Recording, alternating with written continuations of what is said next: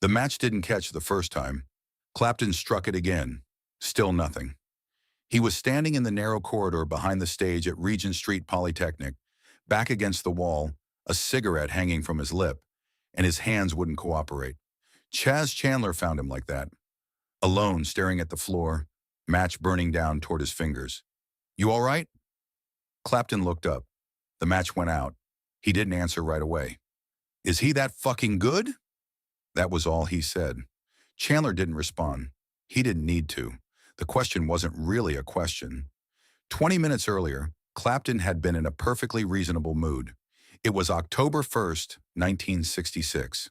Cream had been playing universities and small venues for a few months. Tight shows, loud, the kind where people stood close to the stage and watched Clapton's hands like they were trying to memorize something.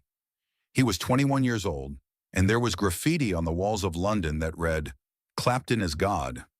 He hadn't put it there, but he hadn't argued with it either.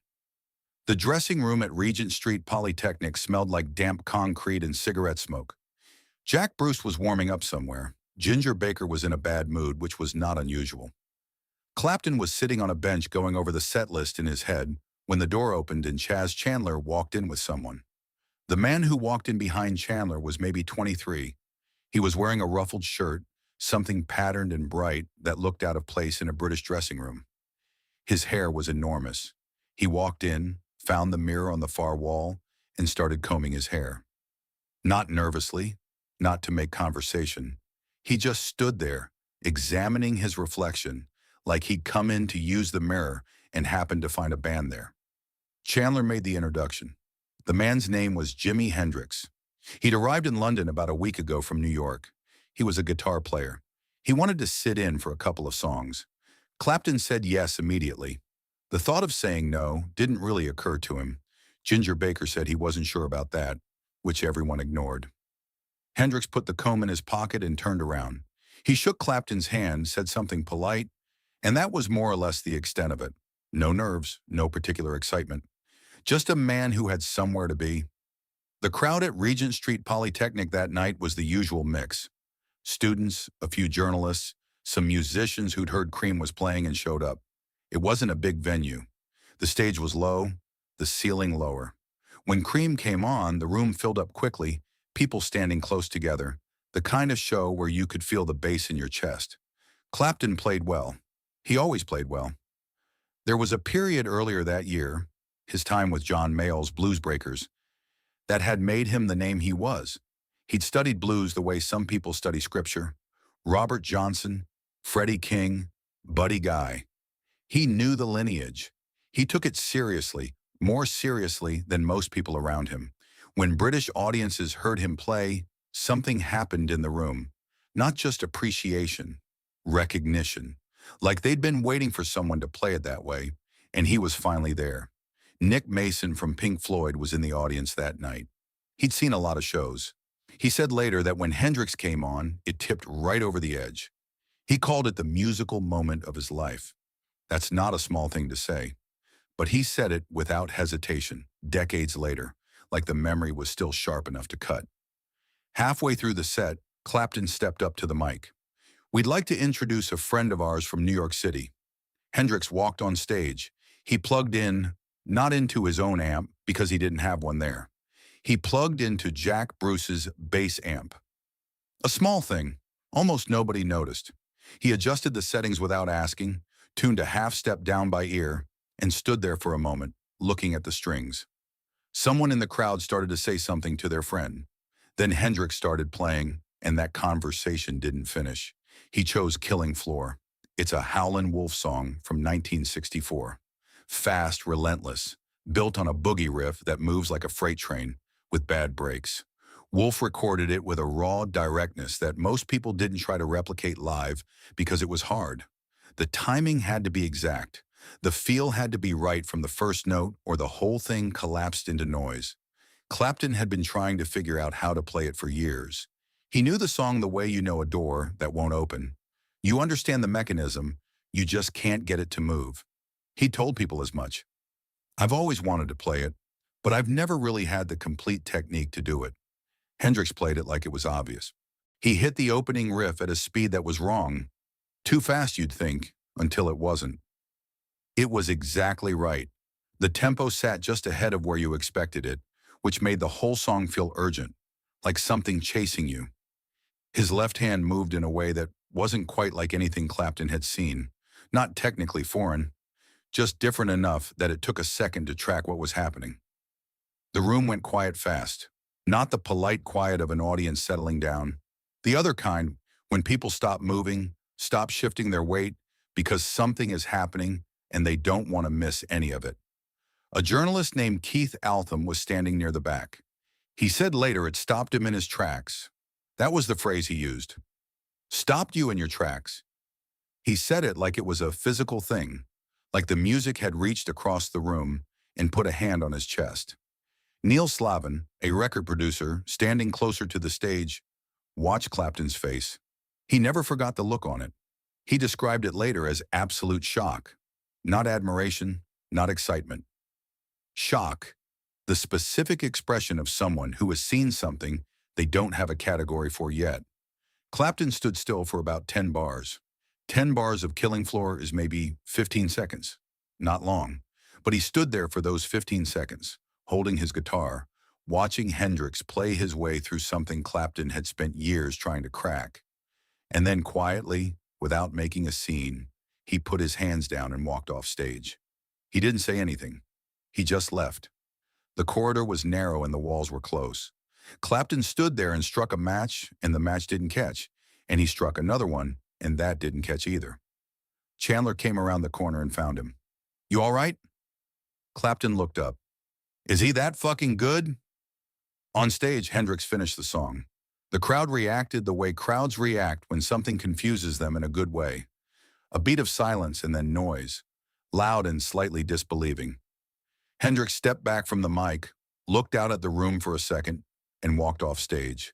He was smiling, not broadly, just a slight pull at the corner of his mouth, there and then, gone, like someone who had done exactly what they came to do. Cream still had a set to finish. Clapton went back out. He played it through. People who were there said his playing that night was off. Not technically, but in some harder-to-name way. The confidence was missing, or not missing exactly. More like it had relocated, gone somewhere internal, and what was left on stage was a man going through the motions of something he no longer felt certain about. After the show, a few people tried to talk to him. He wasn't much for conversation. In the following days, he went quiet. Not dramatically. He didn't announce anything. He just stopped being the version of himself that walked into rooms like he owned them. Jack Bruce noticed. Ginger noticed, though he didn't particularly care.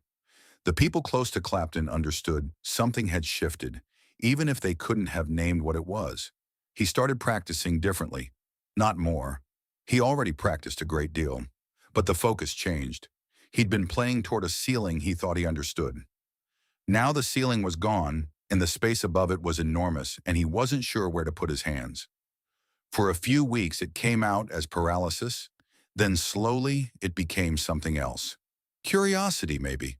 The kind that arrives after a long period of being certain. What it was, as best anyone could tell, was this. Clapton had spent his entire musical life building toward a fixed point, being the best. Not famous, not successful, the best. And he had organized everything around that point, his practice, his listening, his sense of who he was and what he was doing. Seeing Hendrix play didn't move the goalposts. It made him question whether he'd been playing the right game. 2 weeks later, Cream played the Marquee Club. Someone who was there that night noticed something different about Clapton. His hair was curlier. He'd had it done, shaped into something looser, wilder. And at the end of one song, instead of stepping back from the amp and letting the stage crew take over, he leaned his guitar against it and let the feedback build. Let it ring out, loud and unresolved, the way Hendrix had done it. Nobody said anything. Nobody had to. Clapton and Hendrix became friends over the following years. Real friends, not the kind that musicians sometimes call each other to be polite. They went to each other's shows. They talked on the phone. Clapton watched Hendrix play more times than he could count, and each time, he said later, it was like a master class he hadn't signed up for and couldn't stop attending. There's a thing Clapton said in an interview from that period that gets repeated a lot, about Hendrix being from another planet. It's usually read as a compliment, which it is, but it's also something else, a way of making sense of the distance. If Hendrix was from somewhere else, then the gap between them wasn't a failure on Clapton's part. It was just geography. A man doing something extraordinary in a place you've never been. The truth was more complicated, and Clapton knew it. Hendrix hadn't come from another planet. He'd come from Seattle and the road and years of playing behind other people's acts until he stopped. What separated them wasn't origin. It was something harder to name and harder to close. What changed in Clapton wasn't the technical side. His hands were his hands. What changed was the question he was trying to answer with them. Before October 1966, the question was, am I the best? After, the question was something else. Something he took longer to find words for. Hendrix died in September 1970. He was 27. Clapton didn't speak publicly at the funeral. People close to him said he didn't talk much about it for a while. He kept playing. He kept making records. His career went on to places he probably couldn't have predicted that night in the corridor at Regent Street. But the night stayed with him. Years later, a BBC interviewer asked Clapton a simple question. What was his favorite Jimi Hendrix song? He didn't hesitate. Killing Floor, the song he'd spent years trying to learn. The song Hendrix walked on stage and played like it was nothing. He picked it as his favorite. Not Little Wing, not Voodoo Chili, not any of the songs that had become cultural monuments. The one that started it, the one that walked into the room before anyone knew what was coming and changed the shape of everything that came after. Clapton picked up a match once, and it didn't catch. He picked up another one. That's the thing about that night. Nothing was dramatic. No speeches, no confrontations. Just a man combing his hair in a mirror, a bass amp borrowed without asking, 15 seconds of a Howlin' Wolf song played at the wrong speed that turned out to be exactly right, and a corridor, and a cigarette, and a question that already knew its answer.